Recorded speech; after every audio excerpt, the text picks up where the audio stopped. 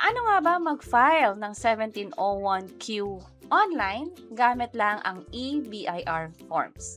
By the way, kung first time mo sa channel na to and gusto mo pa ng mga online tutorial videos katulad nito, please click the subscribe button. Ito yung COR or Certificate of Registration kung saan ito yung pinakamagiging guide natin kung ano ba yung dapat nating i-file kada taon or kada buwan. Sa case ko, meron ako kailangang i-file quarterly at annually. For this case, natapos na yung January to March. That's why magka-file na tayo for Q1 at ang deadline niya ay May 15. Gamit ang eBIR forms, pwede na natin gawin yan. Pero kung may tanong kayo kung paano nga ba mag-install, mag-set up ng eBIR forms, dinownload lang natin to sa mismong website ng BIR. Legit ito at meron ditong file na pwedeng i-download at i-install na din na siyang pwede na natin magamit sa Windows computer natin para makapag-apply na nga online. Also, bago rin tayo mag-start, ang ipa-file ko ngayon ay for 8% income tax rate, which is nag-file na rin tayo ng hiwalay niyan. Ginawa lang natin yan online, which is ginamit natin yung sa ORUS ng BIR. Sa inyo, kung single proprietor kayo or professional at magka-file din kayo ng 1701Q, pwede nyo rin tong sundin. So, step 1, i-enter lang dito yung TIN number ninyo and then pag hinit nyo yung tab, kung paano nyo sinetup to dati nung nag-install pa lang kayo ng eBIR forms, maaalala na niya yung line of business o yung iba pang mga information dito. Sa forms naman, ang ipa-file natin dito is yung 1701Q, itong 2018 version, and then click natin tong fill up. By the way, kung nag-fill up na kayo dati or nagamit nyo na to for filing, masisave niya yung file na yon dito. Halimbawa, sa final nating 1701, andito pa yung record na yan. So, balik tayo sa 1701Q 2018, fill up, and then click lang natin OK. Dalawang page ito. For the first page, i-ensure lang natin na nasa 2026 siya, first quarter, and then amended return, no. Ang the rest na kailangan na fill upan dito ay itong number 7. Kung single proprietor ka ba o yung nag-apply ka sa DTI or professional. Sa akin, professional, pero kung single proprietor, piliin nyo lang to and then either graduated income tax rate or 8% income tax rate. Kung mapapansin nyo, habang in-update tong number 7 at number 8, mag-update na rin tong number 16. And then, date of birth na lang, citizenship. For foreign tax number, wala. Claiming foreign tax credits, no din. Next naman ay yung sa information on spouse. Hindi na to finifilapan. Instead, may hiwalay na filing kung meron kayong spouse. Ang next na natin gagawin dito, scroll down lang, click natin tong validate. So, successful, wala daw tayong error. Click natin yung OK. And then, next copy na tayo or yung page 2. Depende sa kung ano finilapan nyo sa first page, yun din yung dapat nyong filapan dito. Click natin tong edit para maging available yung mga information.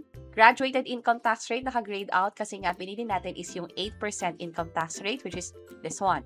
Kung may tax credits man, ilagay nyo na lang din dito. Ang pinakakailangan kong filapan ay itong number 47, kung magkano ba yung kinita ng January, February, March, accumulated yon or total ng Q1. And yung number 52 na din. Ililess yung 250,000 pesos.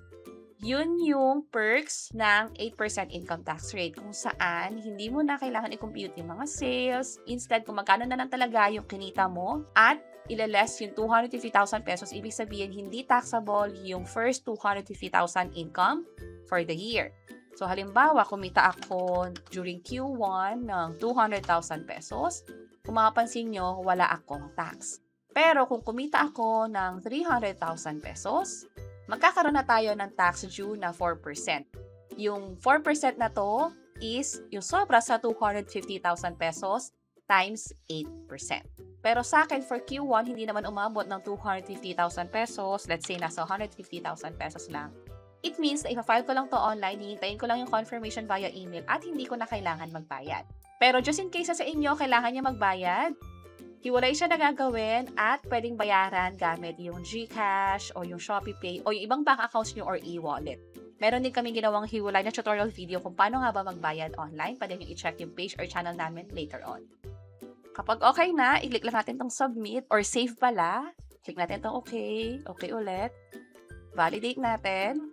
Okay naman. Submit final copy. Click natin tong okay.